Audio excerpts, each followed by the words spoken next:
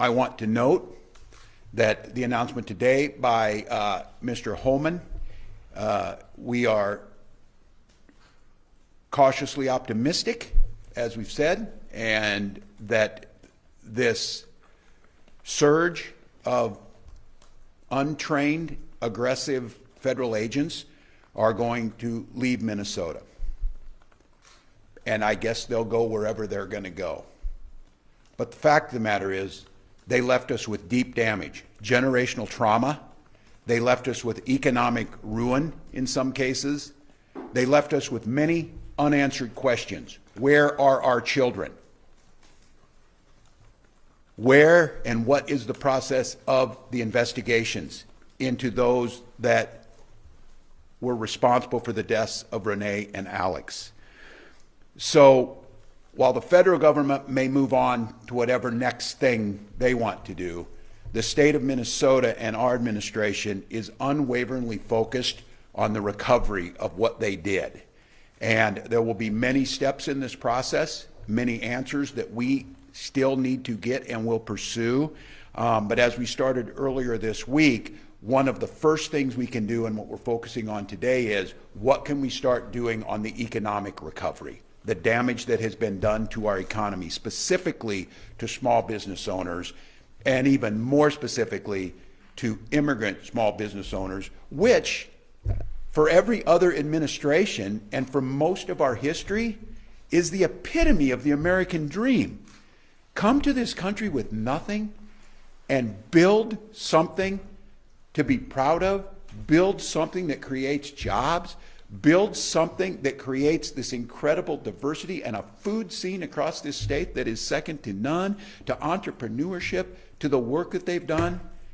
Meeting a few weeks ago down at the Hmong market, and a gentleman who came here and got a food stall, and 3 of his children are now medical doctors that went through American universities to become medical doctors to help make this state the best for health care.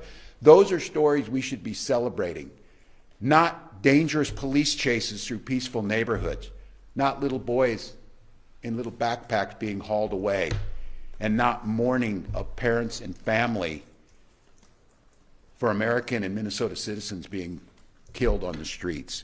So, Minnesota, on behalf of not just this state but the country, thank you.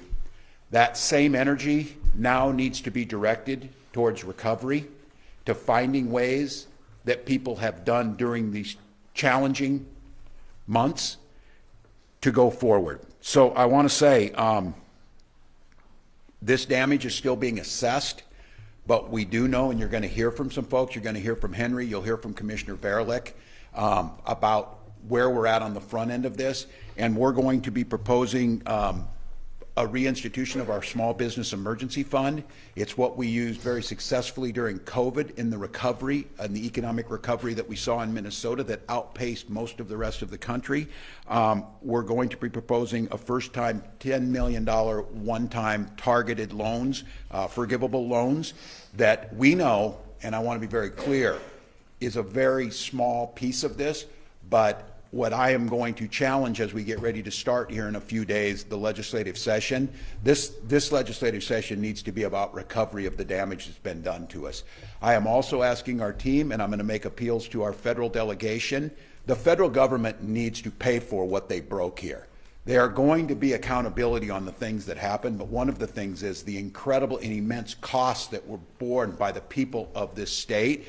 The federal government needs to be responsible. You don't get to break things and then just leave without doing something about it. So we're going to be asking the federal delegation to be investing and doing the things necessary. We have been in contact with federal leadership as a negotiation is happening right now on DHS funding and all of the things that we have an expectation, whether it be the investigations, whether it be going forward, no masks, because this, I got to tell you, one of the things, and I'm in contact with a lot of my colleagues, both at the federal level with the Senate and the House, but especially governors.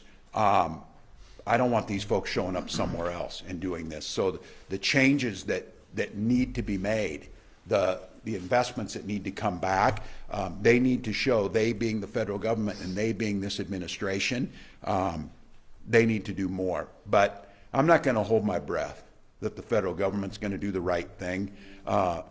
What I am going to do is I'm going to bet on the people of this state. And when we come into this legislative session, an expectation is this should be a bipartisan effort to protect these businesses, to protect what we have in Minnesota, to make changes here to improve this state. That should be very easy. And I think we've seen just some of the data surrounding this. There's very few things in this state that are more unpopular than what just happened to us. And there's few things that are more popular than recovery and supporting small businesses. So Minnesota, I know you've been through a lot. I know that we're still in the deep part of winter, but it's going to be 40 today here. The sun's going to be shining. Probably a pretty good metaphor for spring is out there, summer over the horizon, but it's going to take a lot of work. So the expectation is of myself and our administration and the elected leaders, we get busy in this legislative session and start repairing the damage from this, start putting in safeguards that it doesn't happen again. And I think using the momentum that we have to celebrate, Minnesota's reputation has been pretty well solidified out there of caring, gritty people who back down to nothing and do the right thing for their neighbors.